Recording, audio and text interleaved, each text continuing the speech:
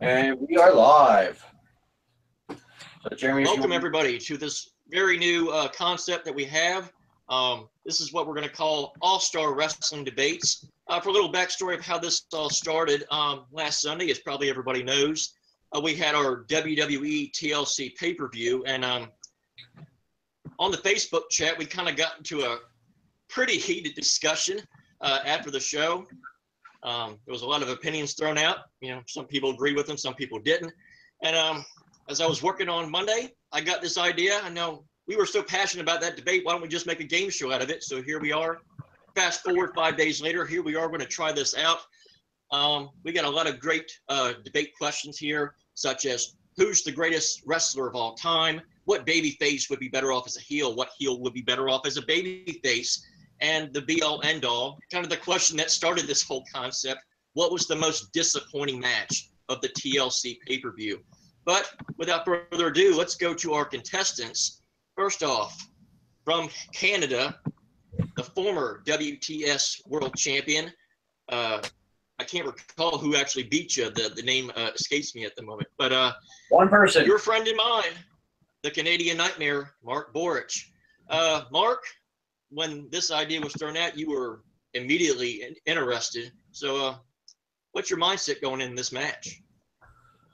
I'm a little weary. We're starting a new concept here. I used to love get into wrestling debates with my friends and all that, and but lately it's just I've been having that hunger to come back, and I'm just eager to try this format out, and hopefully it can be a success. I certainly hope so too. But one man here is trying to make sure that you start out 0-1, and he hails from the beautiful, lovely country of New Zealand. Always wanted to go there. It's very beautiful. We have the Crusher, not that Crusher, not Rachel, the other Crusher, Mr. Malcolm Way. So, Malcolm, this is right now on Mark's channel. He's got the home field advantage. How do you think you're going to overcome this right now? Defeat the Canadian Nightmare? It's just going to be a case of just trying my best and outplay him. Like, I don't have a lot of friends that I can have wrestling debates with, so this will probably be the first sort of time I've actually got into a heavy wrestling debate of any sort. So I hear you there. Well, I think this is going to be a pretty interesting matchup. Both these guys were very interested in joining in when this concept came up. So basically, here's how this is going to work. We have Don't forget the judges. we got the judges. Okay, first off, you already know me. I'm the main judge. But also joining us, we also have the villain, Haven. Originally, this was supposed to be Haven and Hunter, but I guess NWO and Corporation realized that they can't work out anything. So I guess the corporation decided no show. So, Haven, now that you got Hunter gone, what's your mindset knowing that you can give a completely unbiased opinion judging this match? Oh, I can. You know, these guys are both good guys, and I don't come in the gate with any malice intent. I hope the format works, and I want to see the viewpoints they have and the different perspectives they have when they come to their decisions on talking about wrestling, subject we all love. That's why we're here. I hear you on that. And also joining us, jumped in last minute, was happy to join in. Our other judge, we have Warren Freeman Jr. Jumped in last minute. What's your idea of this? You can unmute your mic, Warren.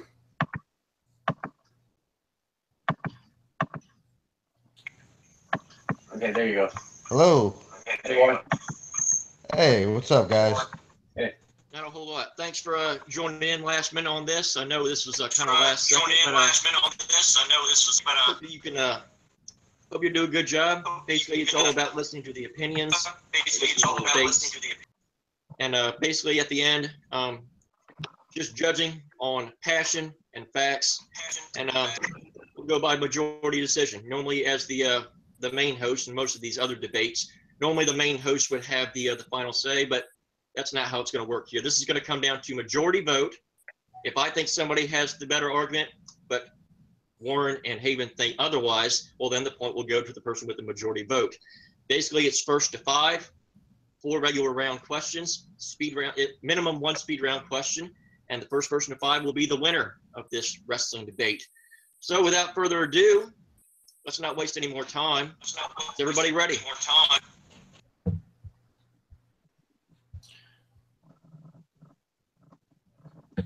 Okay. Start introducing round 1.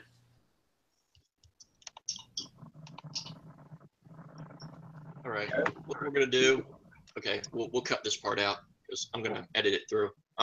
Basically, all the judges will mute our microphones. We'll let the contestants say what they need to say, and after all the debates are done, we will then all jump in. We'll all give our take on who wins the round. So after I give the question and everybody starts talking, I'll mute my mic. All the judges will do the same. So let's get started.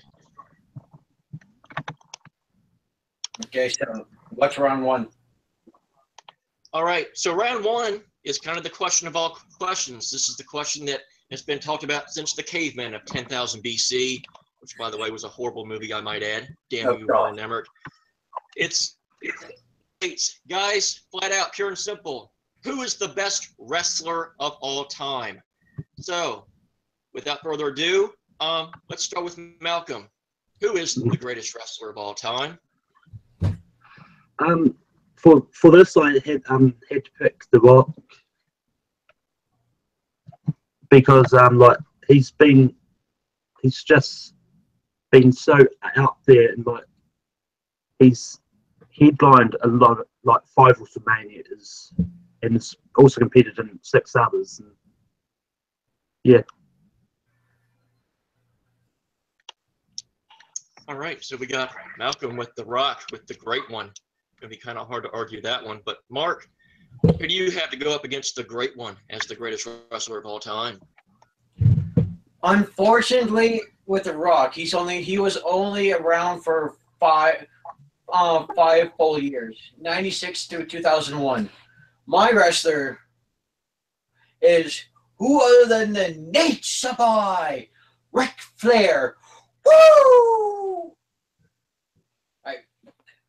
He's been around since 75. He survived a plane crash. At the beginning of his career, that should have ended his career. After that, he killed the 80s. He killed the 90s. He still wrestled through 2010. He's had multiple 5-star matches. He's been voted Wrestler of the Year from Dave Meltzer and the readers of the Wrestling Observer newsletter. One of the most respected wrestling newsletters out there. He's had awesome matches. He's been the top guy. He's been from the 80s through the 90s. He's probably the best technical wrestler out there at the moment. There's ever been, without a doubt. And also, the credited 16-time world champion. In reality, he's held like 25 different world champions of all the major brands. He was a top star in WCW, top star NWA, Mid-Atlantic, even the WWF. When he was managing the 4 Horsemen or the Evolution, he was always the main focus. Need I go on? Is that the end of round 2? We're part 1? Yep. Yeah, I guess you don't need to say anymore. That's No. pretty hard to argue there. But yeah, so basically, now let's get to the second period. Each of you will get 3 allotted minutes to make your case, continue to boast your pick, attack your opponent's pick, rebut anything that was said in the opening argument. We're going to start with Malcolm. When you start talking, your 3 minutes will begin.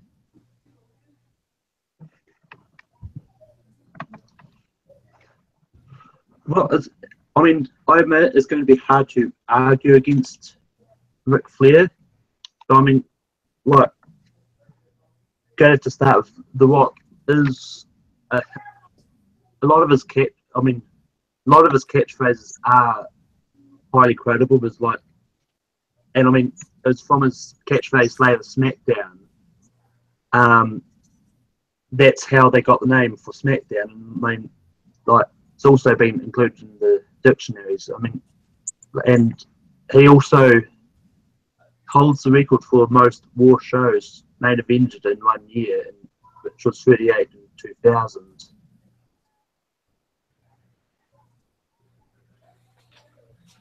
Okay. With a couple of your points there when it comes to The Rock. The Rock has, without a doubt, he's got his memorable, very memorable catchphrases. Well, Ric Flair does too. Limousine riding, kiss stealing, woo, son of a gun. Ric Flair's got just as many memorable catchphrases as he does. And when it comes to the pay-per-views, The Rock, of course, he's main evented a lot of them because in the 96 through 92, 2001 is when they really started running monthly pay-per-views, and 98 through 99 through 2000, he was the top star in the WWF at the time. So yes, he main evented all those pay-per-views. And unfortunately for Ric Flair, it's just like he started in a time period where pay-per-views didn't really happen until 1983. And at that time, there was like only like 2 or 3 at most a year. So, but as the main, he was the reason the Mid Atlantic was successful. Him and could also throw in the Four Horsemen, but he was the main reason for that. He's had awesome matches with Rick Steamboat. Just to name off a couple of the 5-star matches that Dave Meltzer, probably like the most respected wrestling journalist out there. 5-star match in '86, Barry Windham. Another one with the Crockett Cup in '87, Ricky Steamboat's Chi-Town Rumble. That match was absolutely fantastic. This is the guy that can have a 5-star match with a broomstick. He was a reason why the War Games was a 5-star match in '91, and also '87. Best heel, best interview, feuds of the year with the Terry Funk I Quit match. It's an I Quit match, and it was 5 stars.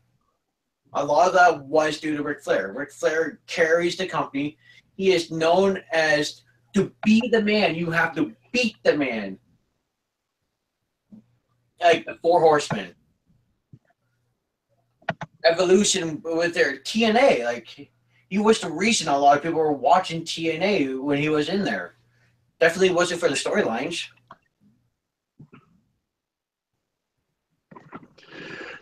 Yeah, well, the thing about TNA is was that Ric Flair broke his vow to never wrestle again, just to go to TNA. I mean, so like, and I mean, I'm not saying that should tarnish him as the greatest, but I mean, like when the Rock left wrestling, to do the movies in there, like he always, like when he came back, like his comeback, it was the most highest rated segment ever in that year, and like.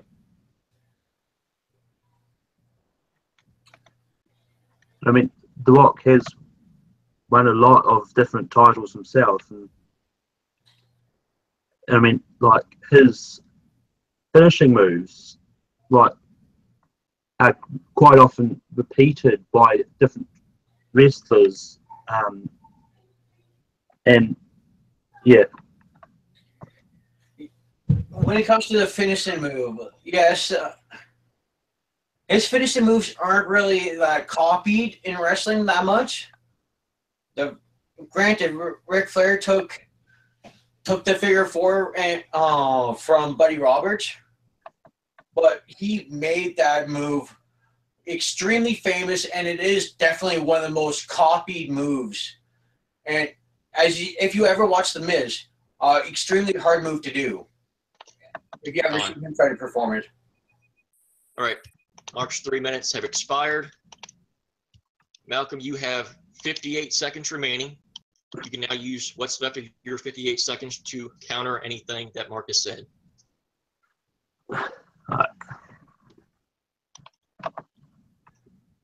Right, so, I mean, like, Ric Flair has, he's had a lot of great moments, but I mean, like, in my argument that is why The Rock should be considered the greatest is he was propelled up there. Like, I know, yes, his career's been a lot shorter than Flair's, but I mean, in that short time, he got himself up to title shot very quickly. And it's like, yeah, and I mean, like, Ric Flair is like a lot of The Rock's matches have been consistently up there for match of the year quite often.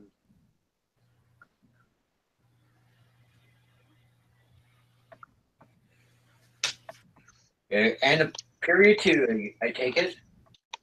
Alrighty. Yeah. Both of your 3 minutes have now expired. Now we'll go to the interesting part of this. We're going to do a 1 minute free for all. Is you guys are just going to go back and forth right now at the same time. Just shoot down any arguments that you have against each other. Try to be the most vocal anytime. So make sure you get your points out, but at the same time, try to listen to anything that they say so you can rebut anything at any given time. Your 1 minute will begin as soon as the first person starts talking. When it comes to The Rock's, especially his longevity and his 5-year period in the WWF, for most of it, he wasn't even the top guy. He was never considered the top guy until 99. And before that, like even 99, he was still behind Austin. 2000 was his peak year, and he was in contention with Triple H. He wasn't even the best. He wasn't even considered the single top guy of that period.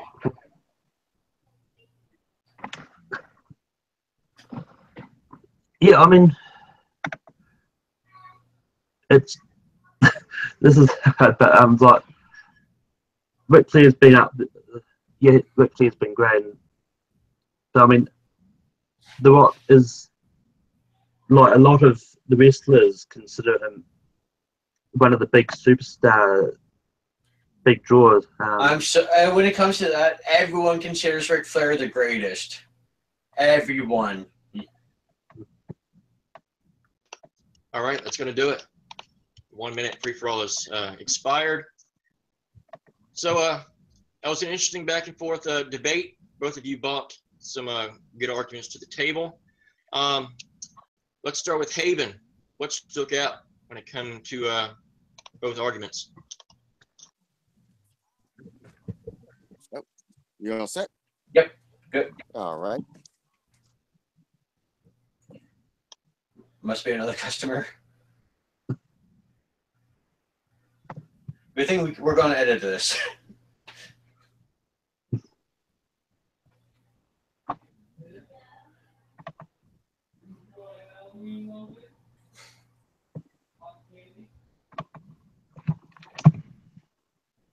Okay, Warren, you've got anything?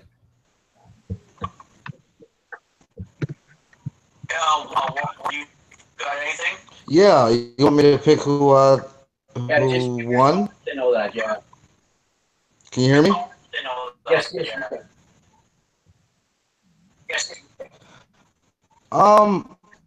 As far as who I think The Rock personally is better. But I think Mark had an argument when it comes to Ric Flair. I mean, Ric Flair deserves his own wing in the Hall of Fame for all of his accomplishments he has. Ric Flair has achieved more distance than The Rock has, and I think Mark did a great job of illustrating that point. Okay. Thank you. Okay, I guess we're waiting on Haven, so Jeremy, you might as well go in. Yeah, I kind of agree with Warren on this. While I like a lot of the arguments that Malcolm made when it came to obviously Rock had some great promos and had some great matches. Mark pretty much countered that immediately with saying that, you know, Ric Flair had about just as many great promos and catchphrases as The Rock did. I felt you had an uphill battle when the names came out, and it kind of personified when Mark started making his arguments. If it was me, the one argument that I probably would have made against Ric Flair was, while he had great matches, he pretty much followed the same formula. It was pretty much the same match in every single. You could pretty much call. I mean, I've always said if you watch Ric Flair wrestle for a year, you could call every spot he was going to do before it happened. Back body drop, you know, the Ric Flair flop, thrown off the top turnbuckle, you know, eye poke, low blow, figure four for the win. It was pretty much the same match, for better or worse. So for that, I have to give the first point to Mark with Ric Flair. I think overall he just had the better argument and brought more to the table. So that being said, Mark is on the board. It is 1-0. Do you want to hear Haven's thoughts? Yeah, we'll cut back and we'll edit that through. But since there's the majority vote, let's see what Malcolm had. What are your thoughts? I'm ready if you guys want to hear it. Yeah, we're good. Yeah, Mark had a lot of good points with Ric Flair. That was an easy answer to give. The Rock, I mean, he was a good wrestler. I just think that I don't know if Malcolm was going with his personal favorite instead of picking somebody that like had more stats in their arsenal. So Mark just had way more facts, so I have to give it to Mark. Okay, I pretty much agree with that. So we can pretty much edit everything that I said out, and we pretty much go with the majority vote. All right, so both Haven and Warren agreed that Mark won the argument, so it doesn't matter what I think. Mark gets the first point with Ric Flair, so it is 1-0 in the advantage of Mark. But Malcolm, don't worry, have a chance to come back with round 2. This is another one that's pretty interesting, to say the least. We all know that there are a bunch of characters out there that are great good guys and great bad guys, but sometimes they're just characters that don't hit it off in one facet or another. There are a lot of bad guys out there that just don't come at all. So the question right now is, what current heel would be better off as a babyface? Since Malcolm started off round 1, we will start with Mark to begin round 2. So who is your pick for heel that's better off as a babyface?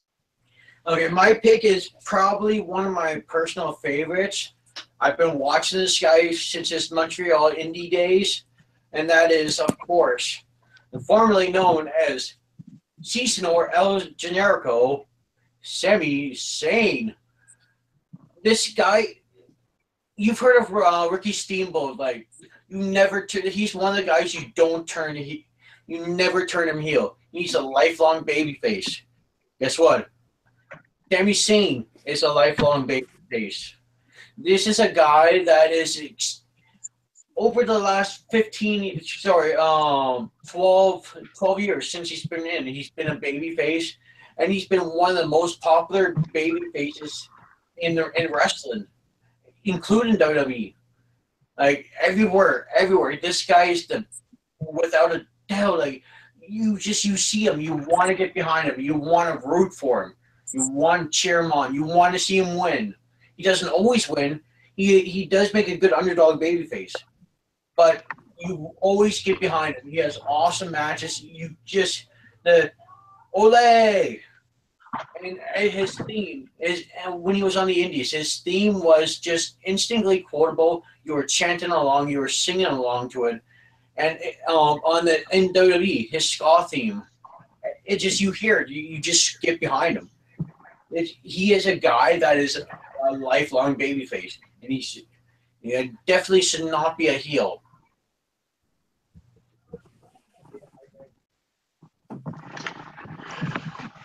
All right. Strong facts there from Mark picking the fellow Canadian Sami Zayn.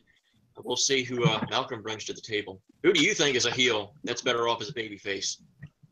I picked the modern day Maharaja Jinder Mahal, because I mean, like, it's one of those things that, like, with him as a heel, he does get a chance to sort of, because he's not really Indian, but it's one of those ones that, like, with his accent he does, it's verging on clearly fake. It's like, and I mean, they could have used him to be a good guy and get that Indian fan base more interested in it. I mean, I know the Indian fan base, I think, is kind of into him anyway, but just because he's Indian. But I mean, they make him face, then it'll make him face.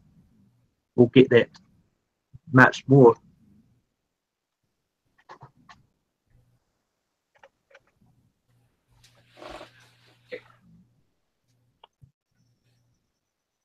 All right, so let's start with the 3-minute warning debate period. We'll start with Mark because you went first. Your 3 minutes will begin as you start talking. As much as I dislike the fact that he stated this, that Jinder Mahal, to get over to the Indian audience, definitely should be a babyface. I cannot disagree with that at all. The fact that he's a heel is backwards looking, in my opinion. Trying to make the rest of India, or sorry, the rest of the world think that Indians are bad people. I disagree with that. But Sami Zayn, WWE needs baby faces. They need over baby faces. They've got John Cena. John Cena's a part-timer right now, and he disappears.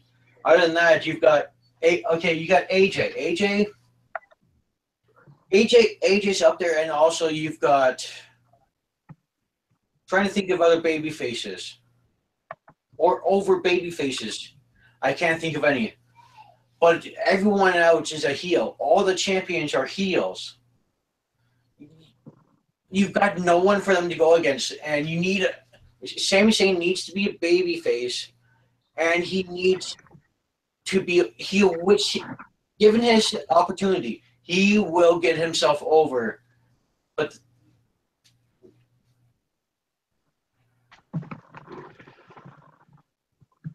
yeah, I mean, like, I admit Sami Zayn's one of my favourite wrestlers as well, but I mean, like, and I mean, I get he's been a babyface all his career, but I mean, he's only just recently been turned heel, so I mean, like, hasn't really given a chance to show on how he can be, like, as a heel. I mean, but I mean, like, as far as I've known Jinder Mahal, he's always been a heel, and I mean, like, I know when he started he was a jobber as well, but I mean, he still was doing heelish things then as well. But I mean, but yeah, like they need to get that Indian.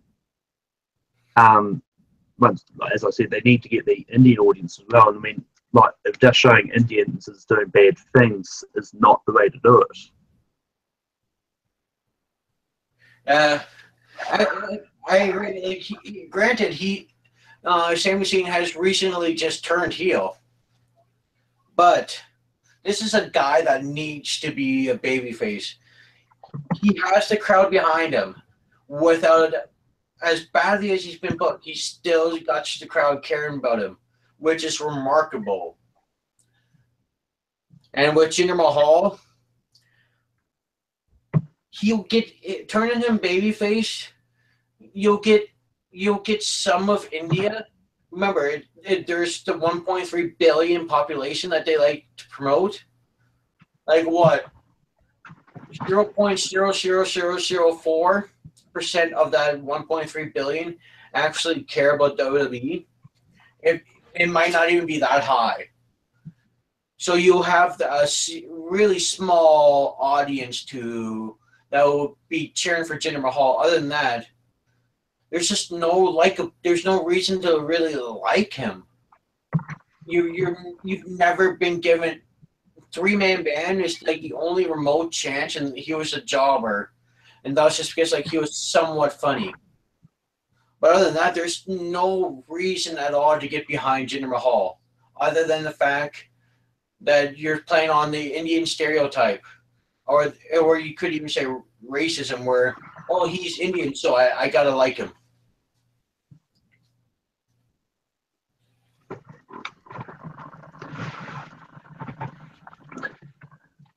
You know, I get that. I mean, it's like one of those things like whenever you turn anyone heel or face, it's going to take a while to go over for anyone.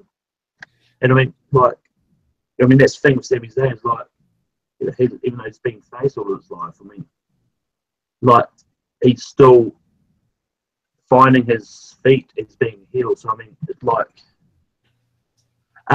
so I mean, he's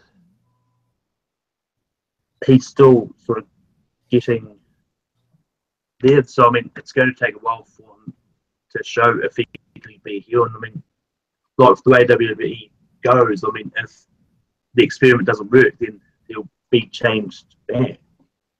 But I mean, like, I think everyone needs a chance to be shown what they can do as heel or face. I mean, yeah, I've got 5 seconds left on my timer, and I'm going to use it to do this. If it doesn't work, WWE will change. Give me proof.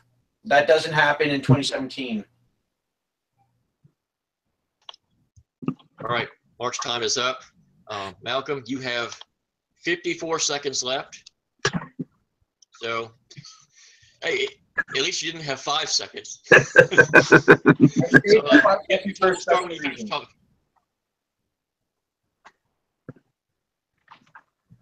Hey, I mean, like, I mean, if it happens, like, and he gets changed, then I mean, the proof will be there close to by the end of the year. But I mean, like, it's one of those things that, and I mean, it's not just Ginger, which quite often that can be played like either way in the racism thing. But I mean, like other people, like if Nakamura was healed, then there'll be another audience that. But anyway, like Jin Moore was one of those people that absolutely would do well at being face because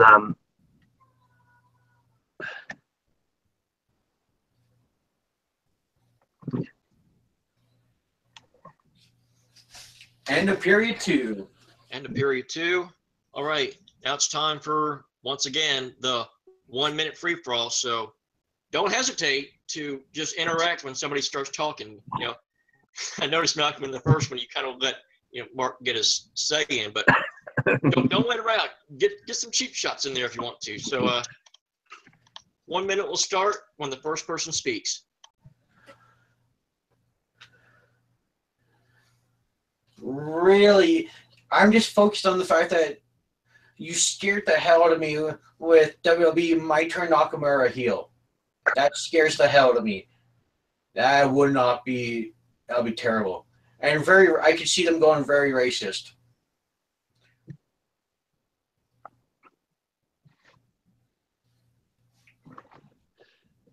yeah, I mean, like Jinder Mahal is one of those ones I'd like to see sort of what they can do with him if they did turn him face. Because I mean, like, yeah, they can have him sort of like going and pushing him over quite a bit. It's like, I mean, they could change up his like, and what they probably should have done when they brought him back, but like even is they can change up his moveset so it's not so much. Don't need to change up. The beautiful thing about Sami Zayn is you don't need to change up his moveset. It's extremely over. And time's up. Time. All right. So that's going to do it for round 2. I think this one was pretty straightforward. I've got a clear winner here, but let's start with Warren. Let's see who he thinks won this debate. Okay, Warren, you're good to go. Well, I'm gonna be honest with you. My connection's kind of like screwed up, so I heard bits and pieces of it. But from what I could gather, it was either turning Sami Zayn heel or turning Jinder Mahal face. Am I gathering that correctly? No, it's just like who should be a baby? Okay, I don't think it should be Jinder, definitely, because if you turn Jinder heel, you get the Alberto Del Rio effect. Like he'll just become stale, more stale than he already is as a heel. The whole Horner gimmick as a heel is overdone. So, um, No, but it just got. Jinder. Who do I think's better as a baby?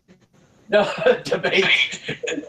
Oh, yeah, I'm gonna give it to Mark here. Okay. Haven. All right. We'll go to me next. Okay. We'll alternate. So, yeah, for me, I think the moment that Mark admitted right off the gate in the 3-minute debate that he realized that it was kind of a backwards booking. I mean, that was pretty much the first nail in the coffin. And when he started talking about everything about possibly turning Nakamura heel and all that, that kind of swayed my opinion more to Malcolm. And plus, me personally, when Malcolm said he hadn't had a chance to work so far as a heel in WWE, well, we know from past experience that Sami Zayn can work as a heel in Ring of Honor, and not only that, he can work as a heel alongside Kevin Owens. So we know that they can work well as heels. It's just a matter of if booking can actually do it right. But yeah, to me, this one was pretty easy. I got to go with Malcolm on here. So it's 1-1 right now. Back check. When was he a heel in ROH?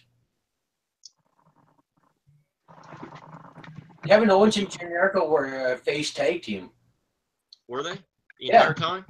Pretty much. Kevin Owens turned heel with a chair shot heard around the world. And when they started that year-long feud. Sami Zayn, Jericho's never been a heel till now. When I watched Ladder War when they fought the Briscoes, it was, to me, it seemed like the Briscoes were the clear baby faces in the match. If anything, that may have been for like just a match. Like they may have been heels in the match. We're getting off topic. Yeah. It was off topic, but he challenged my my thought, so I'll allow it. But yeah. Okay, but besides the point, I guess. Continue. So it's my turn? Well, it's okay. Yep. Go, Haven. Or I guess if you already got 2. No, it's 1-1. Oh, it's 1-1? Okay. Malcolm, he had some good points. Just she wasn't so soft spoken, so I can hear him a little more clearly.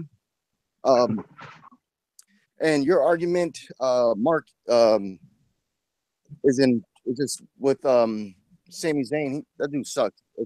If he was a good face, they would have kept him face. That dude's a straight mid-card jobber.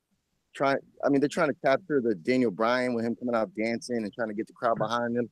But he should just be an NXT bum or go back to ROH. That guy, he sucks as a face. He's not going to make it in WWE. That's why he doesn't have any titles. I give it to Malcolm. All right. I take so much offense with that. So yeah, so the debate went 2-1 in favor of Malcolm. So Malcolm wins round number 2 with Jinder, which I'll be honest, I was kind of surprised by that. I was going to be interested to see what Malcolm brought to the table, but he actually brought a pretty good argument for that. So, so right now we're tied at 1-1. We go to round 3. Let me just say one. After watching Tuesday SmackDown, and Sami Zayn's killing it as a heel. He's probably like one of the best heels on the roster right now. Just want to say that out there. So I knew, I was like, oh crap. Well, at least you admitted it.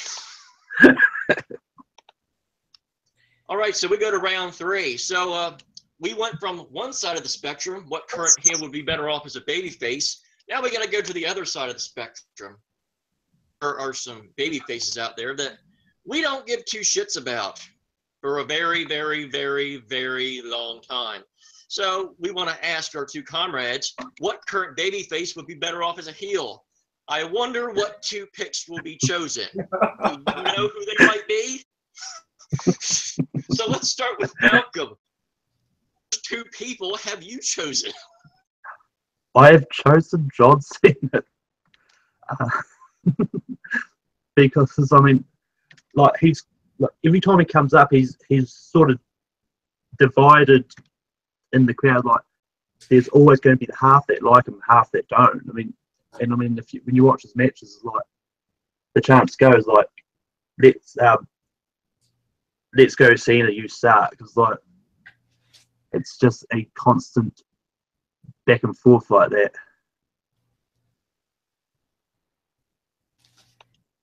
All right, so Malcolm went with one of the 2. Is Mark going to go with the other of the 2? I think quietly to myself. No, I'm sorry. I did not choose Shane McMahon, but I chose suffering succotash Roman Reigns.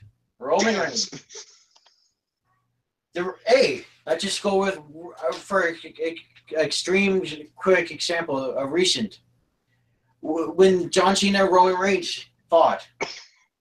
Whose side was the crowd on?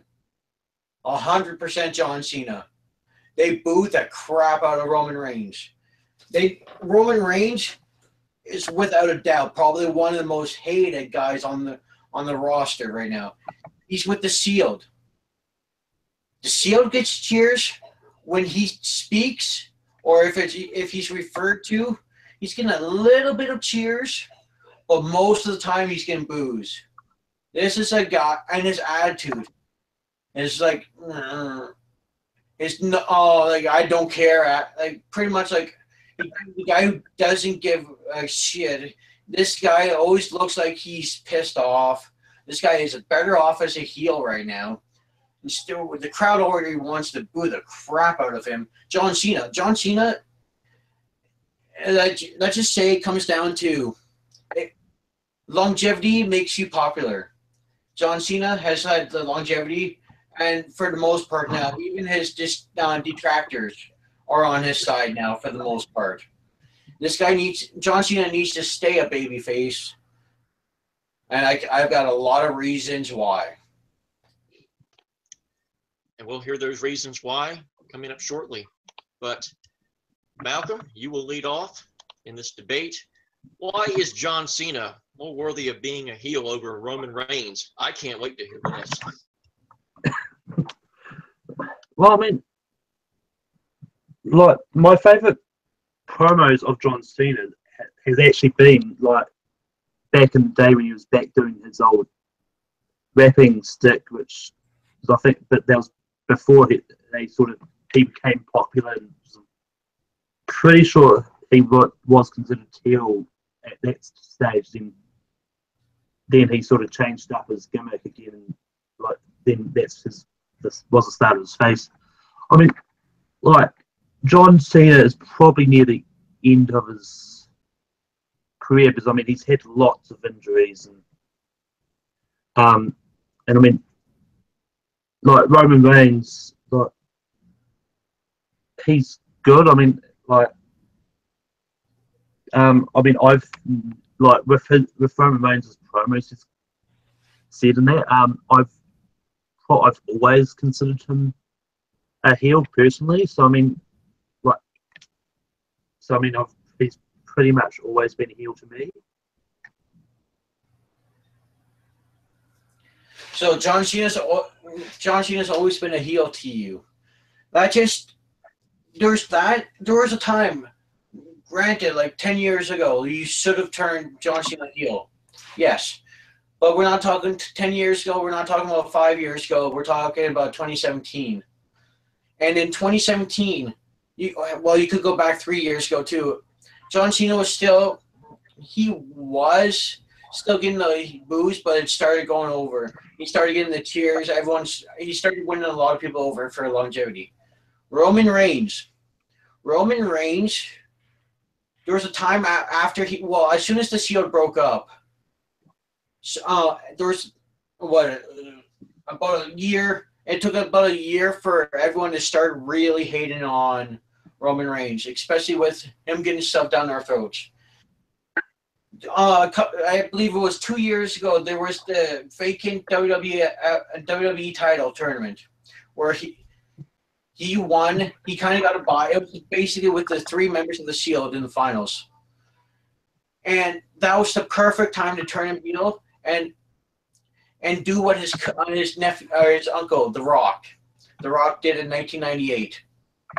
He was slowly starting to become a babyface after being a heel in the nation. And what he did, he out of nowhere turned on the fans and joined the corporation and became the corporate champion. That started him off on a nice heel run for a couple months. And once he left the corporation, he started becoming one of the second most over babyface in the history of the wrestling business, next to Austin. But then, so turning him heel extremely helped him win him over with their fans, because at the time, you're hearing "Die Rocky Die" chants and all that from the crowd. Here, WWE just keeps forcing him down our throats as a babyface, and all that's doing is making us hate him more and more and more.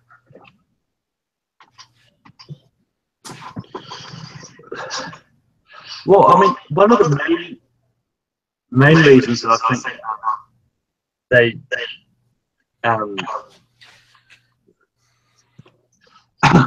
one of the main reasons that Roman Reigns are pretty hated, in my opinion, was when he defeated The Undertaker at WrestleMania this year. And I mean, that, like, with his promos after that sort of cemented the fans to really start hating him. So I mean, like, I can see a point. I mean, like John Cena's one, I'd like to see him get one last heel run before he ultimately has to retire. For good. Jeremy, how much time do I have left? You have 46 seconds. Okay. But, hold on. Warren, we make sure that you have your mic muted when they were talking, because there was some feedback when they were talking. Oh no, I thought it was. It's all the way muted on my screen. So okay. For my 46 seconds. Okay, Roman Reigns. After he started getting a little bit of respect actually after that promo after WrestleMania when he defeated Undertaker. That's definitely not when fans started turning on him. That was years ago. And also with John Cena, reasons why John Cena won't turn heel, and you can't turn heel, even though he's per-timer. His merchandise, without a doubt, he's the highest grossing merchandise. He makes the most money for the WWE. Ticket sales go downhill when he's not around. When he's on the card, they go up. And like I've said, longevity. He's definitely starting to win the crowds over, and the crowds are starting to respect him for his longevity and all that. And Roman Reigns is just hateable. All right, it's time for Mark. Malcolm, you got 1 minute on the dot, so you got 1 minute. Say your case.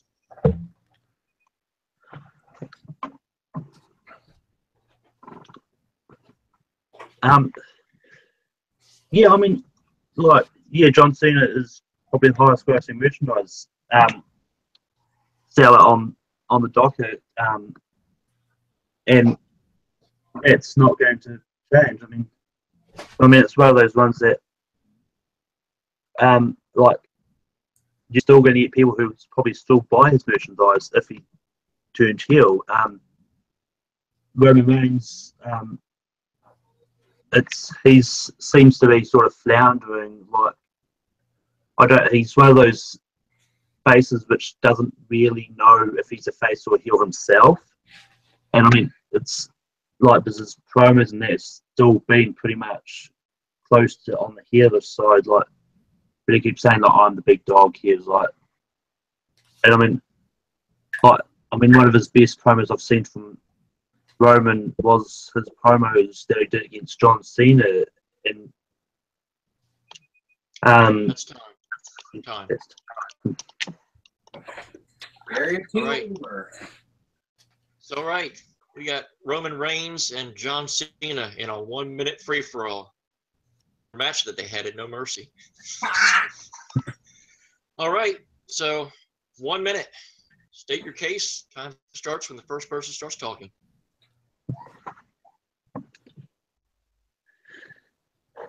Okay, I'll start talking, I guess. Okay, with Roman Reigns. Roman Reigns, as you've stated multiple times, he doesn't know whether he's a babyface or heel. So why not let's just make him a heel, a full-on heel. Give the crowd a reason to hate him. Like I've said, in 2017, the crowd really likes John Cena. Sure, his matches are. Well, then again, he had a great match with John Cena or AJ at the Royal Rumble, and the crowd has a lot of respect for John Cena nowadays. If you turn him heel, and you try to take away his merchandise numbers, it's a big difference between number 1 and number 2. I can't even tell you who number 2 is. It's a Grand Canyon of a difference. That's a lot of lost money right there. Go, Malcolm? Yeah, I mean, like, yeah, I mean, yeah, I mean, like, I don't know. I mean, Roman Reigns, like, they do need to define him one or the other. I mean, like, I bet now that he's back with the Shield, that it would mean that they would have to temporarily back the Shield anyway. Like, it's time. It might be time. Yeah, I'm starting to wonder if that's going to work or not. I think it's just better off if we just give each other 30 seconds apiece. But yeah, we'll just finish. We'll finish it off this way. And well, this is a trial. We're gonna. Yeah, exactly. We find out what things work and what things don't work, and we find out real quick what doesn't work. Okay. Much respect going on here. So we'll start with me. I will keep alternating, and then round 4 we'll go back to Haven. They'll start out. That's the first opinion. So as far as my opinion, to Mark, I mean, Malcolm did get some good points in there, but the main point that I think Mark came out with was the fact that it's 2017 and John's I think he's 40 right now, and so if he turns heel now, what's the point? He pretty much would be a heel for 1 or 2 matches a year, whereas Roman Reigns, I mean, he's always there and he's completely hated, and it doesn't matter what. I mean, there was a stint a couple years ago. I think he had a slight feud with the Big Show, and I think he got cheers for like a week and a half, and that was probably the extent of cheers that he had pretty much during his entire face run. So it seems pretty clear that it's just not going to work, and the fans are not going to embrace it. So the fact that Mark got all those facts in, I think he pretty much countered a lot of cases against John Cena with the merchandise and all that. I mean, I got to give the edge to Mark here. I mean, Malcolm did get some good points in, but to me, it just wasn't quite enough to turn the edge with Roman Reigns. So my picks with Mark. Let's go to Haven. Let's see what he's got. Yeah, I have to agree with with you, Jeremy. I think Mark won that because 2017, John Cena is not going to be wrestling that much longer. So why would he even be heel right now? That time came and went for him to be heel. Right now, Vince McMahon was always too scared to pull the trigger. And in 2017, he's doing more movies than wrestling, so it wouldn't even matter if he turned. Like, he's not even there that much. Yep. So that's 2-0 in favor of Mark. Warren, did you agree with the verdict? Yeah, I'm gonna go ahead and go with Mark only because had Mark not have mentioned it, I certainly would have mentioned with the merchandise sales. Vince McMahon is not a guy that's gonna lose money. Despite the fact that John Cena is a part timer, he's still like it was mentioned with Mark. Ticket sales go up when he's on the card. His merchandise, he's still the highest person to merch, even with him being part time. So turning him heel would be a bad business move. So I'm gonna agree with Mark. All right, so that was a unanimous decision sweep there in favor of Mark with Roman Reigns. That gives Mark the lead again. It's now 2-1. But now we go to the fourth question, and this is the one I've been looking forward to because this was the one that kind of sparked the debate and sparked the concept of this idea. So obviously, the TLC pay-per-view was last Sunday. There were some good matches. There were some bad matches, Enzo. There were some overachieving matches, but we want to ask both guys, what was the most disappointing match of the TLC pay-per-view? There were some out there, but let's start with Mark. So, Mark, what was the most disappointing match of the TLC pay-per-view? Let's keep the record straight on this. We're talking about most disappointing match. Not only did this match go on first, it was your stereotypical WWE booked debut match. And it was booked absolutely garbage. Asuka versus Emma. Not only did it go on, I can understand it going on first, but not booked the way that it, and put together the match the way that it was. The match went too long. Emma dominated most of the match. And the point of the match was to get Asuka over as a monster babyface. I don't care who you are after watching that and watching her get dominated by Emma for like 7 minutes. I do not consider Asuka a monster or someone to be feared. All right. I'm not going to lie. That was kind of the choice that I was leaning towards, but I have to put my unbiased opinion out on this. So, Malcolm, give us something good. What was the most disappointing match of the TLC pay-per-view? I admit I was leaning towards that match myself, but then I thought, well, no, Mark's probably going to say it.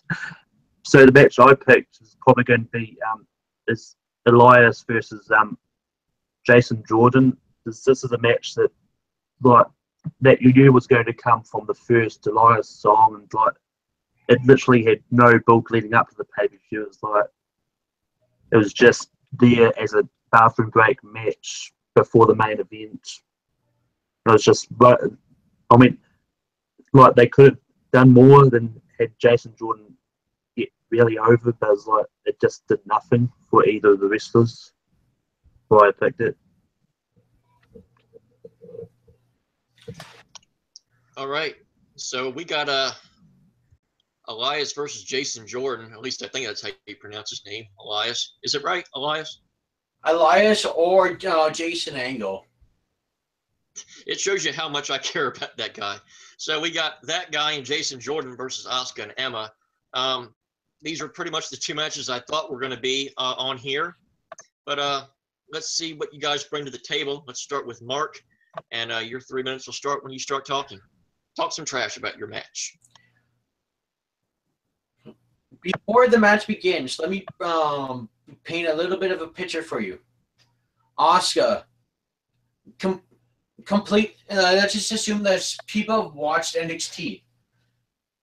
Asuka, undefeated for like a year and a half with the women's champion. She had to retire from NXT as the undefeated women's champion, dominant, killed everyone she came across. Okay, starting after SummerSlam, she gets moved up to Raw. They announce her on Raw. They start showing videos of her as a killer, as a monster, someone you have to fear. So going into the match with Emma, also let me build up Emma, someone who's rarely ever on TV. She somehow won. She probably got a lucky victory and won a match against Asuka at the pay-per-view. Not only she went into that match completely. You weren't afraid of her. Now match time. She dominated Asuka for most of the match. All the big spots in the match was from her towards Asuka. Asuka was fighting from her back. And also, like, the match went on way too long. Like, the way the match should have been booked, Emma talks a little shit to Asuka. Asuka just kicks her in the head and pins her and walks out 5 seconds later. There's someone you gotta fear. There's someone you gotta take seriously. And also, let's not forget, the current booking that they're working with Asuka, the next night they did a rematch. It was a little shorter, but also Emma dominated that match too. But what happened at the end of the match? The crowd started not to really care. The crowd noise went down. Asuka is getting less and less over with this booking, especially because of her debut.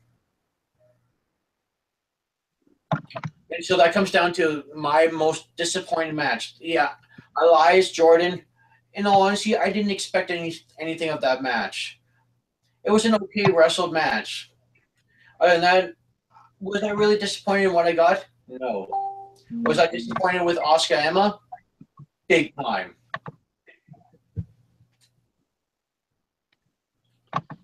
Haven Swan died, by the way.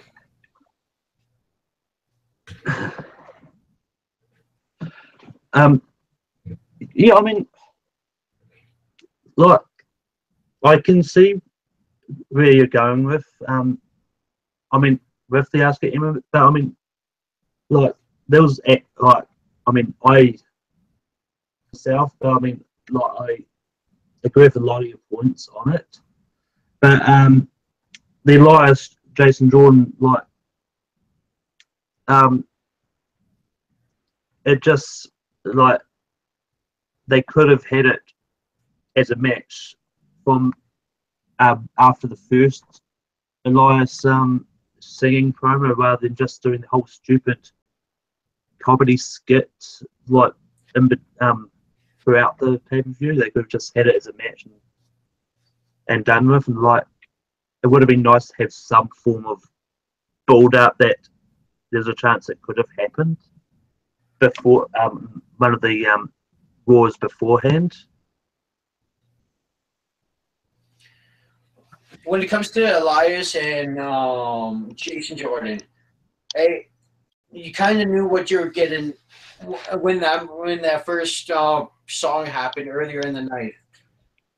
But there was no build. There was never any reason to get excited for it. There's no reason. Was I disappointed in that match? No. I got what I expected. Was I disappointed with Asuka Emma? I was excited to see her come out, kill someone, and she didn't.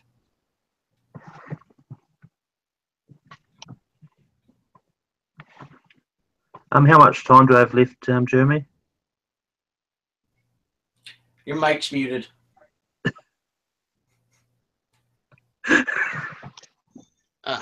Damn production.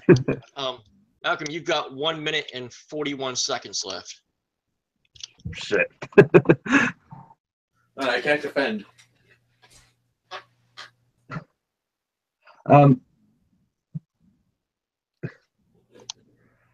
Yeah, I can't defend anything. Nothing much more I can say.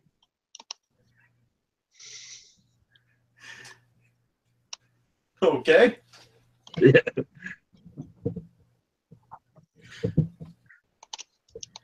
How's life going for you then? used a So minute and a Malcolm's half for taking life. his ball and going home with a minute and a half left.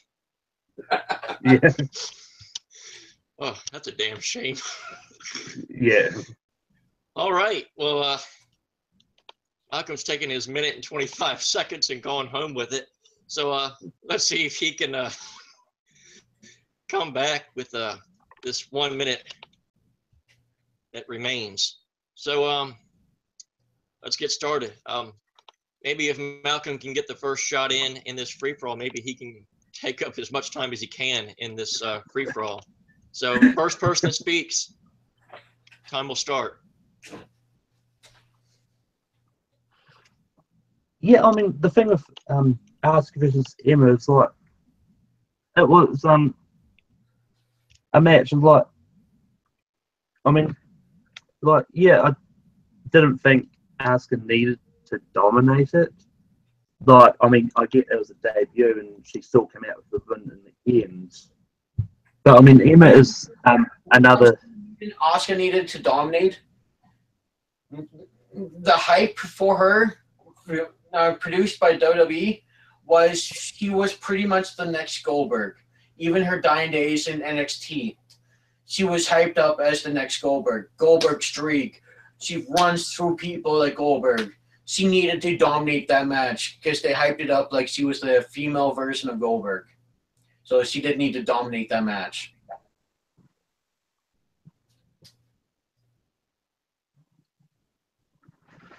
Yeah, I mean, and like the thing with Elias and Jason, like like ever since time. Well, that was well, I think I pretty much had a winner there from the start. It didn't help that Malcolm kind of lost his way halfway through his argument.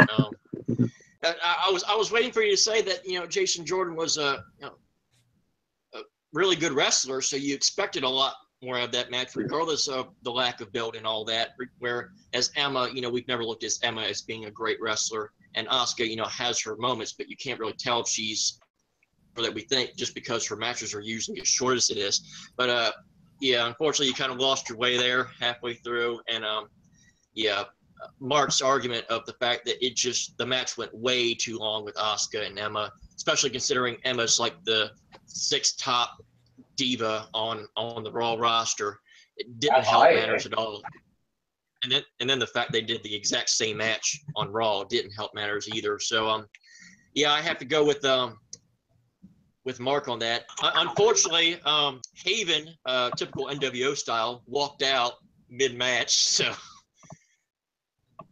I guess we're gonna go to Warren. What's your take on this? I definitely. Here's the thing, though. It's not that Emma and worst match. Obviously, Jason Jordan had the worst match of the pay-per-view. But I do agree with Mark's argument in the fact that it went way too long and it didn't make Asuka look as dominant as she did in NXT. Does that make any sense? Yes, it does. Yeah, that makes total sense. I mean, because again, the question was the most disappointing match, not necessarily the worst match. So, Mark got the vote. I think he got the biggest case in about it being the most disappointing match. I think there were some cases that Malcolm could have made that he just wasn't able to get out there. So, unfortunately, I have to go with Mark. I'm going to give the point to Mark here with Asuka and Emma being the most disappointing match at the pay-per-view. So that gives Mark a 3-1 lead going into the speed round questions. So again, remember, Malcolm, you got plenty of time to make up ground. It's the first to 5. So plenty of time to make up ground. So basically what it is, we've got a total of 5 speed round questions. We'll go through as many as we need until the first person gets to 5. Neither of you knows either one of these questions. So we just have to think on the fly what the best answer is. Some of these might be, straightforward questions, or they might be a little bit broader questions. But as soon as I ask the question, give whatever you think the correct answer is, and then how the argument will go. The first person that speaks will get 20 seconds to make their case, and then their opponent will get the same amount of time, and then we'll have another 20-second rebuttal. So it's 20 seconds, and then Warren and myself will decide who had the better argument. And so let's go to the. Just 1 second. Since we'll be uploading this, I'm going to see if Nico's available to hop on as a judge. All right. Just to get the third judge. Since it's just live on my channel, and I'm going to take it down, and you'll edit it and put it up on Film Nerd. All right, that's cool. So might as well.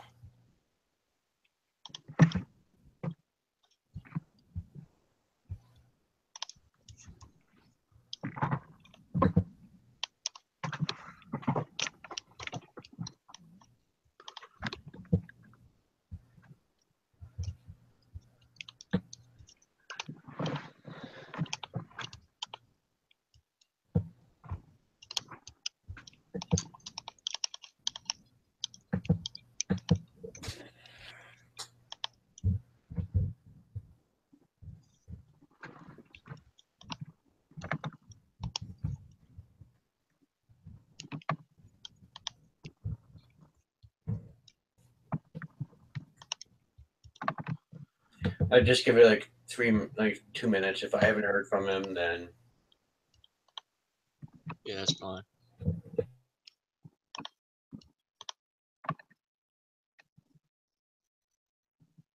see that end. I kind of need to use the washroom. So intermission.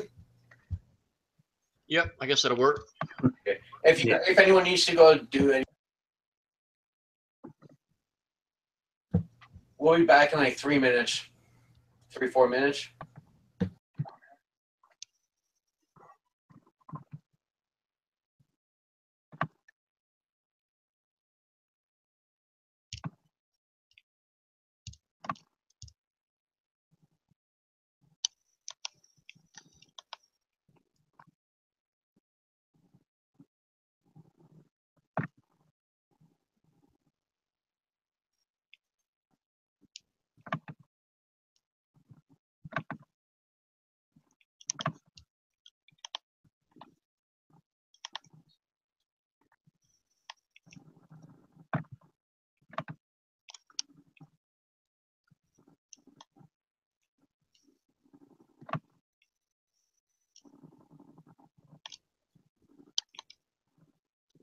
Yeah, doing this actually gives me an opportunity. I'm actually going to jump out here for a second so I can adjust the lighting on my camera because I'm starting to get kind of dark on my end. So I'll adjust it. I'll jump out and try to adjust that and get back in here.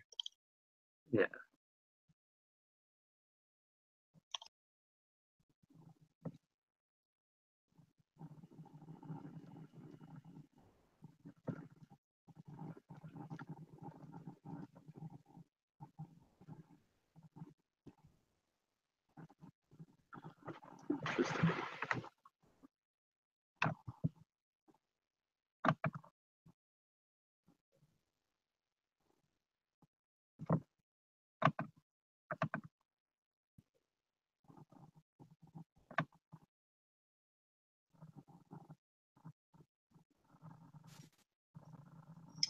There we go. That's better. See me better already.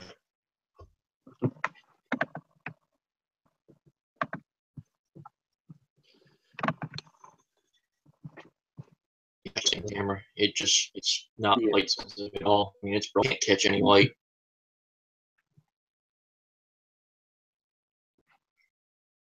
That's what happens when you have a piece of crap equipment.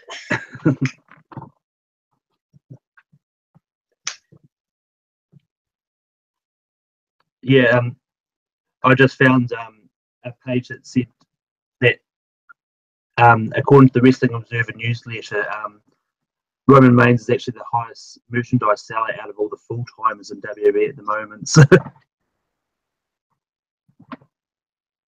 and that's with John Cena out of the picture. Yeah, but that's yeah.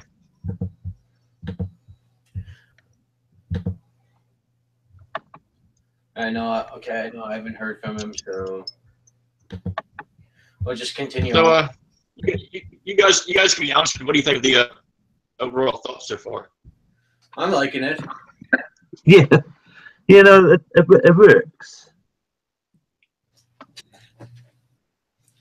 I just think like maybe cut down. Definitely got to tweak up the. Yeah, I think just cut down round 2 a little bit and add that on to round 3.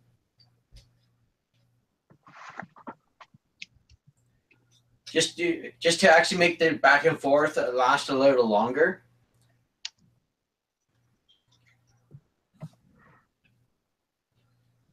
Other than that, I like it. I mean, I actually thought 3 minutes when I first came up with the idea. I actually thought 3 minutes was a little too short because basically you only get 2 chances to make a case. I was thinking of making that longer. If you guys think that should be shorter, I mean. Well, no. I just kind of want round 3 to be a little longer. Not want, but like, I guess. Just because. Yeah. For the actual. I mean, like. The big time debate. Well, I think the thing that hurt. Yeah, the thing that hurts it, I think, is right now you're. Okay. Yeah. And for me, you're the only judge now. Jerry, you're the only judge now. Okay. Orange phone died. Yeah. Okay. Just. All right. Is there a lag on my end? I don't think so.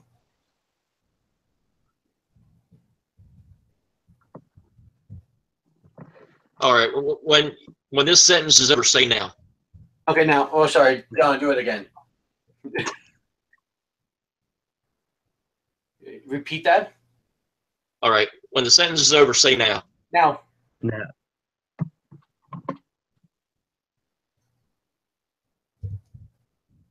Yeah, that's a real long lag on my end. It's about 4 seconds of a lag. That's bad.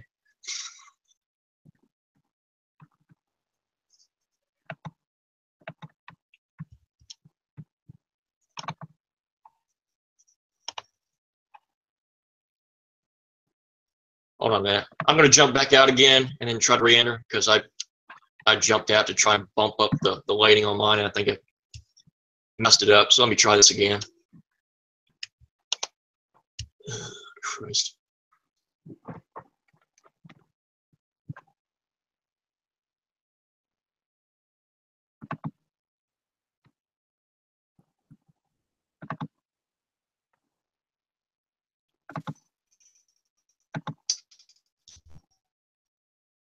And when this sentence is over, say now.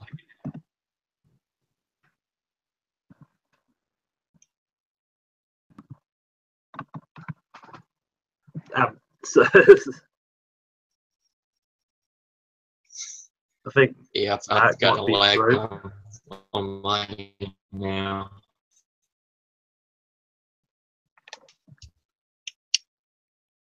So, yeah, this is going to be fun now. Especially now since you have a countdown, I'm going to have to count you down. Don't know when the countdown's actually going to start on your end.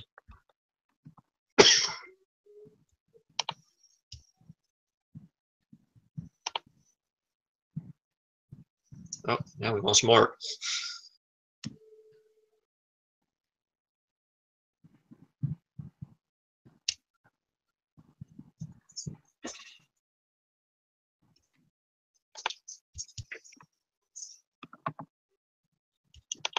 Did Mark say he had this on his page? Well, I can't imagine if he does. People are going to be looking at this. What the hell's going on up there? Max Hydro blinked out on him for a I'm second. curious now. Okay. So he's just resetting his internet.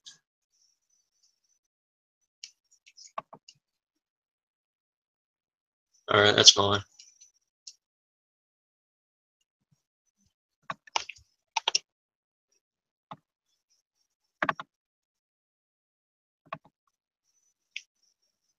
Oh God, he's streaming it live. Oh Lordy.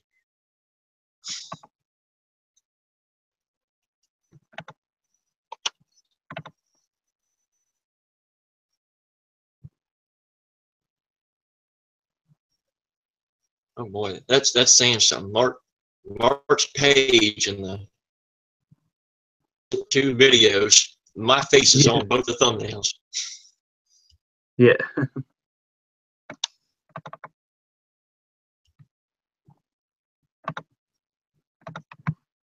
I mean, in a way, it's good that it's that he's streaming it live as well, because then that way, like, you can get some like immediate comments on how it goes before you get it actually edited up as well. So.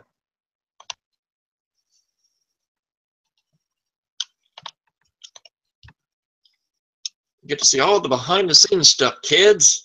Not everything works as well as it does on TV.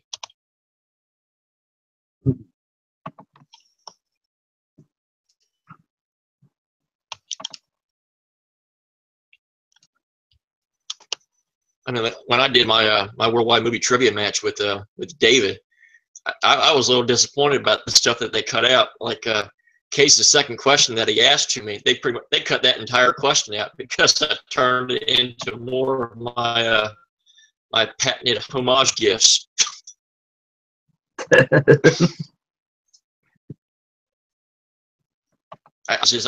I think I made Case laugh so bad to the point they couldn't even use it, because I did the freaking gif where I bashed the whiteboard up my head a bunch of times and then ripped another piece of paper with my name on it. So I've had them bust out laughing so much I don't even think they could even used it. Okay, this is awesome. Like, my hydro blinked out on me for a second there, so my internet had to reset. But it seems like everything's still going, which I'm just so glad about that. So, okay. So, yeah, no, I'm good to go now. Sorry about that.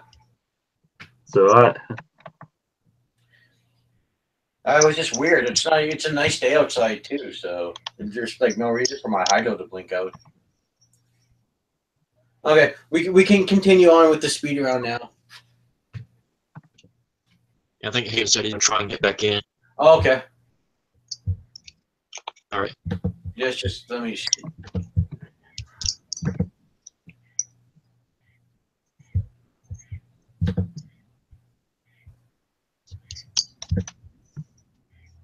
Oh, never mind. I was looking at a past link. Never mind.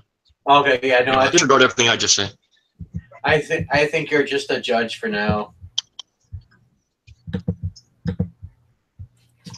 If we hear from all right, pretty much what it was. Pretty much what it was an hour beforehand. We could have just done it from the start. Yeah. Whatever. That's the beauty of editing for this. Oh well. Social media at its finest. Oh yeah. Okay. Absolutely. There's gonna be a lot of editing. I can see that. Yeah, there's a bunch of downtime with the intermission that you can just completely edit it out. So.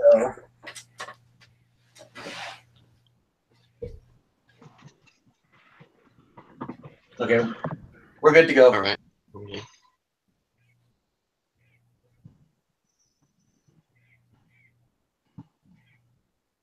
All right, so let's go to the speed round now. It's currently 3-1 in favor of Mark. It's going to be the first to 5, so Malcolm, you have plenty of time to catch back up. All these speed round questions, neither of you knows what the question is until you hear it. So whenever you have what you think the correct answer is, just say the first thing that you have that comes up. So your first speed round question. This is a straightforward question. It's a 50-50, one or the other. Here's the question. Whose wrestle would you rather have, The Undertaker's or Shawn Michaels? Sorry, can you repeat the question? You were cutting out there. I just heard Russell, Shawn Michaels, Undertaker. Can you repeat that? Okay, we'll redo that. We'll redo it. All right. Here's your question. Whose WrestleMania resume would you rather have, The Undertaker's or Shawn Michaels? I'd go with Undertaker.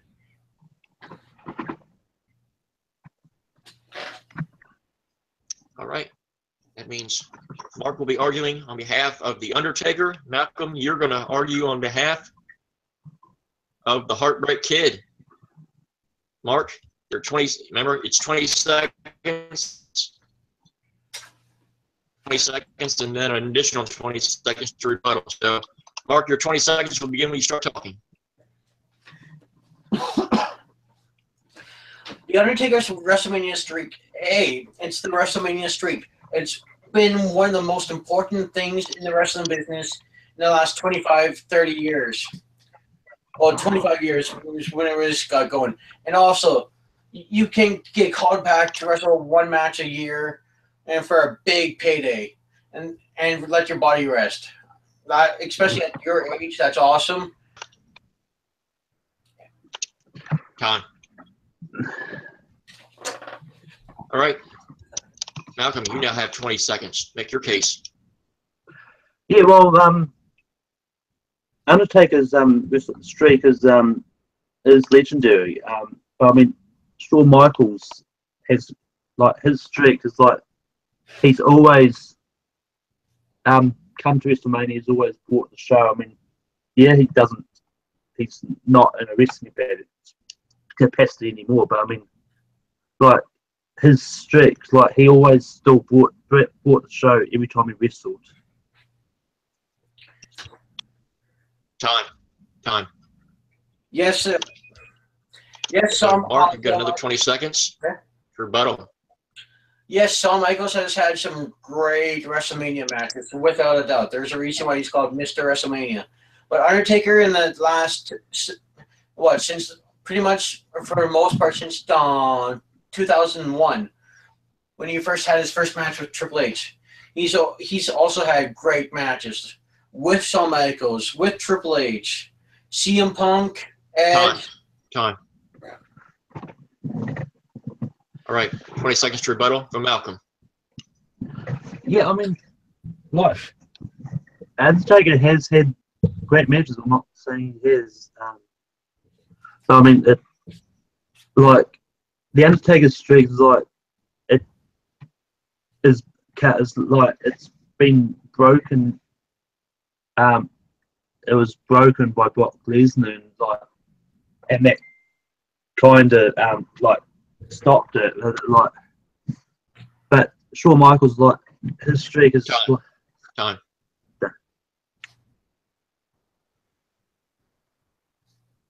All right, so you both, I mean, I pretty much had an idea of what arguments were going to come to the table. Obviously, Mark brought up the streak.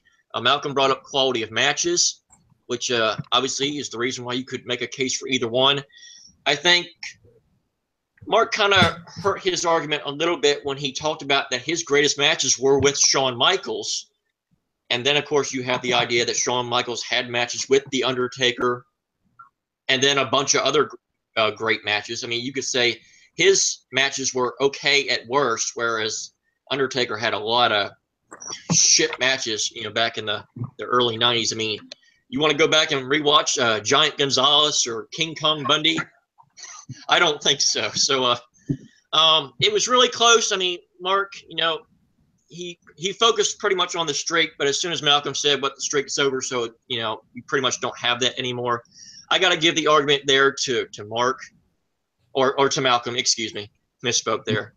I mean, Mark, he made a good case, but I think Malcolm, with the quality of match, I think was the bullet point there. So it's 3-2 now. Mark's still in the lead, but now we go to question number 2. Oh, I can't wait to hear this one. This is a doozy. All right, the question is, guys, if you were forced to rewatch an entire year of Vince Russo produced wrestling, which year would you rather watch? 2000 WCW or 2007 TNA? Without a doubt, I would have to go with 2000 WCW.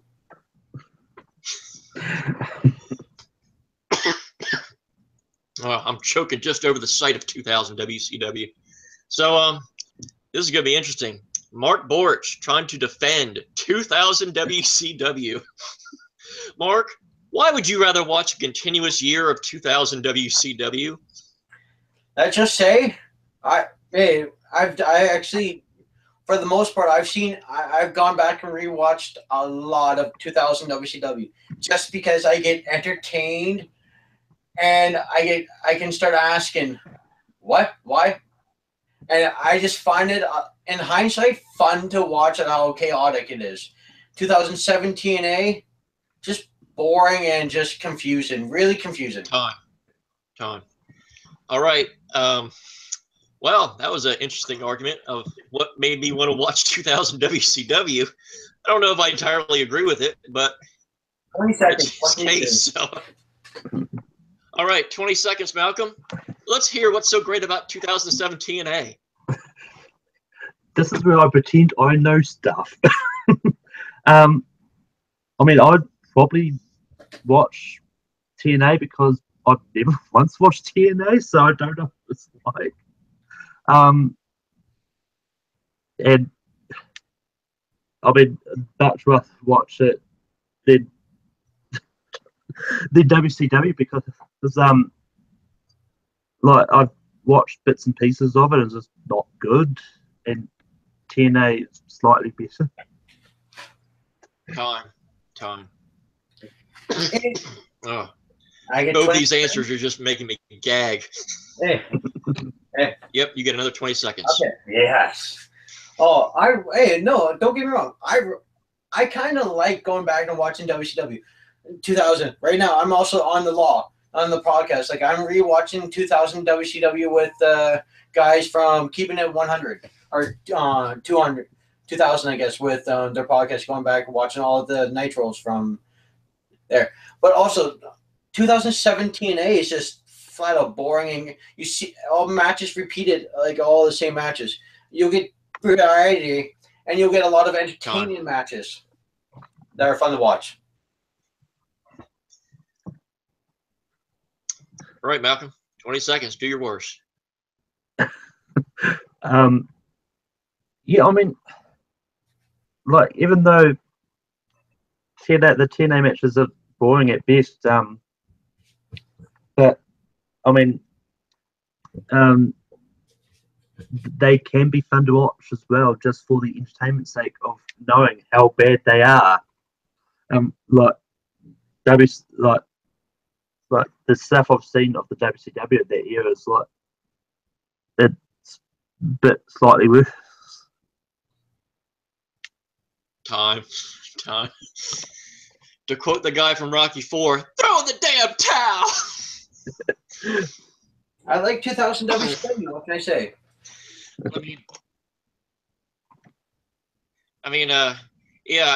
I thought Malcolm had an interesting case when he said it. Hadn't ever watched TNA, so it'd be interesting to watch just to see how crummy it is. But Mark just had two there shooting down everything that was bad with Vince Russo, and 2017. God, that was just the worst. It was just terrible era of wrestling. So I got to give that point to Mark with 2000 WCW. Yeah, I'm not surprised. I actually forgot a lot of what happened in 2000 WCW. I remember a lot. All right, so it's 4-2. It's game point. If Mark gets another point, he will win the match. So, Malcolm, you pretty much have to run the table here, but it can be done. So here's a little bit more of a broader question. Your question is, who is the best wrestler whose name begins with the letter D? Daniel Bryan. Daniel Bryan for Malcolm. It's Mark a thinker. I'd have to go with Dave Bautista. Oh! This is going to be fun. I mean, I'm shocked there was no Dory Funk Jr. or DDP, not even a Dean Ambrose. Oh, hell no. No. I'd walk out. All right. So we got Daniel Bryan versus Dave Bautista. Malcolm, why is Daniel Bryan a better wrestler than Dave Bautista?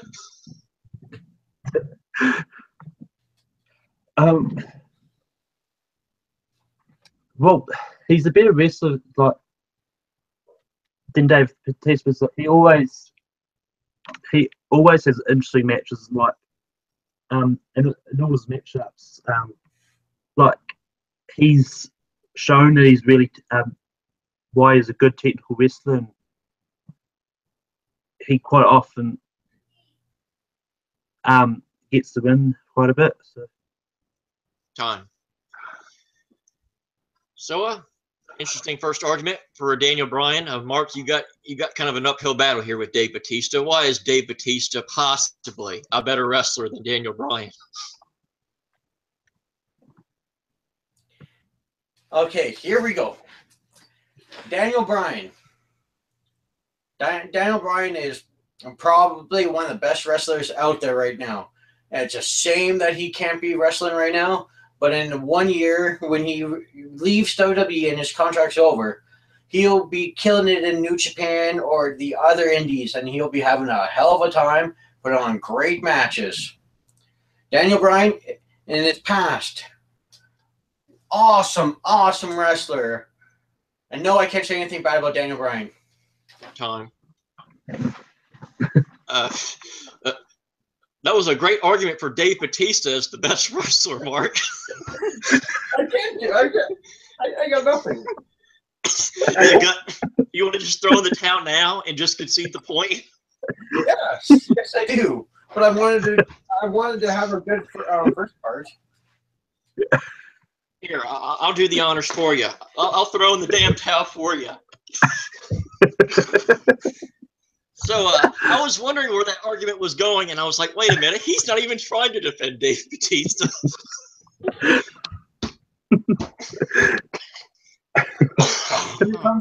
I got nothing. When it comes to Batista and Daniel Bryan, I got nothing.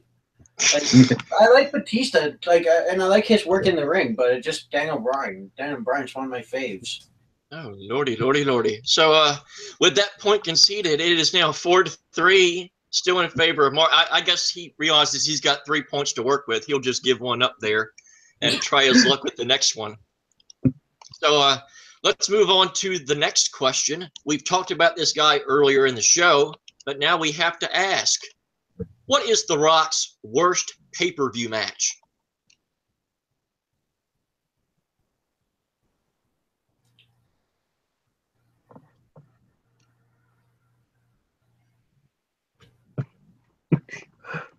You're thinking. Oh God! Okay. Yeah, Kiss My Ass match, SummerSlam 99 against Billy Gunn. Ooh, that's a bad one. But see if Malcolm can top it. You got any trash out there on The Rock? Does he have a bad match that he remembers? I mean, I don't know if I'm going to win with this, but I mean, and it's not necessarily a bad match, but I mean, it's one of the matches I've seen that I didn't like is his first one against John Cena.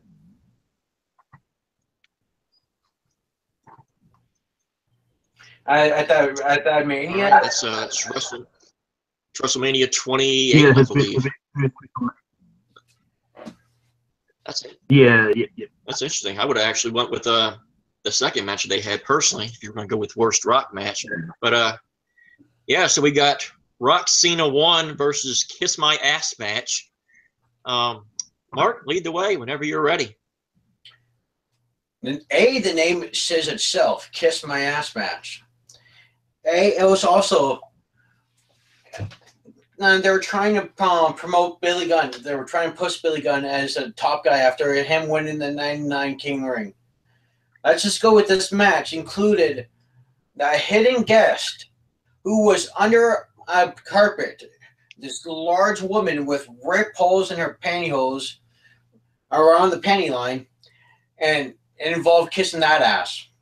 Time.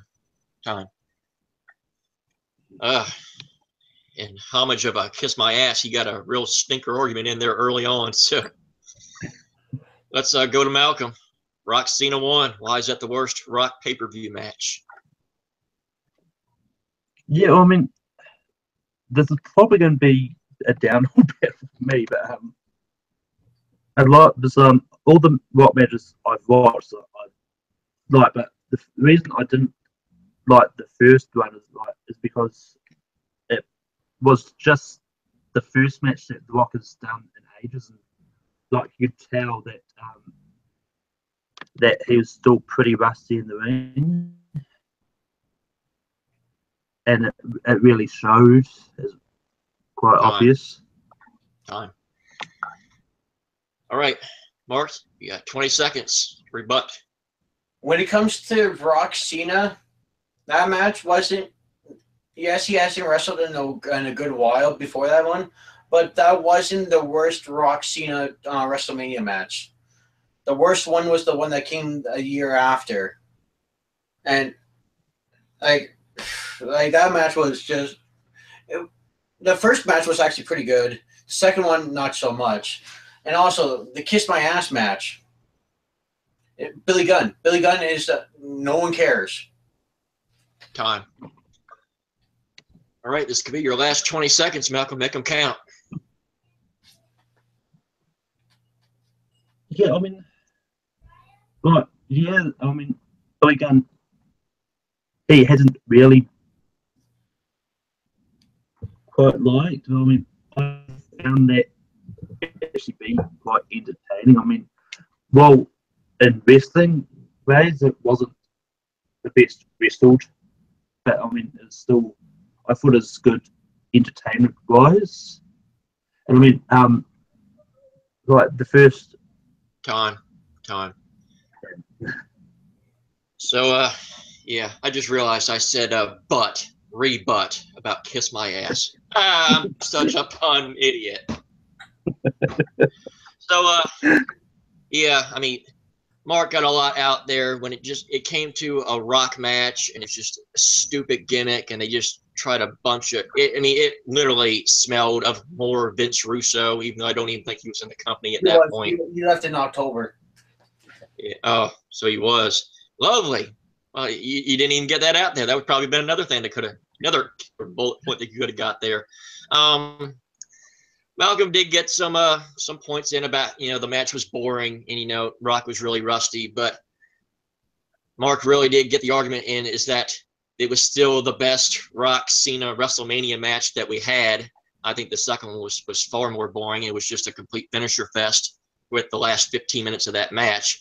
So, yeah, I think Malcolm had an uphill battle there from the start, and he tried his best, but ultimately I have to go with the Kiss My Ass match and Mr. Ass The Rock as the worst pay-per-view match. So I think that's going to pretty much wrap this up. Your winner of this match, the very first All-Star Wrestling Debaters match, is Canada's own Mark Boric, doing Canada proud for all the maple syrup, hockey, and all the beer. Got good whiskey too. I gotta say. I think my dad would vouch for that too. Wrestling's a big part of Canada. So, Mark, you got your first win.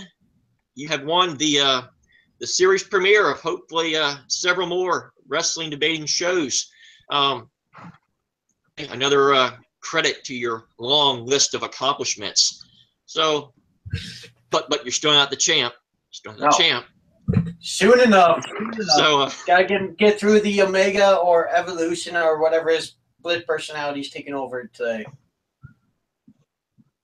Get through that guy. Then I get my #1 contender match, and I will get my belt back.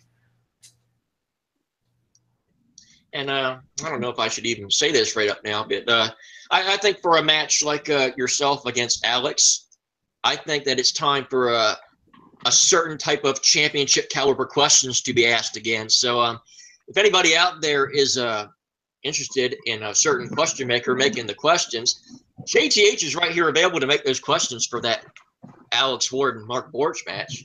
I'm always available to make questions. But I guess that'll be up for them to decide that.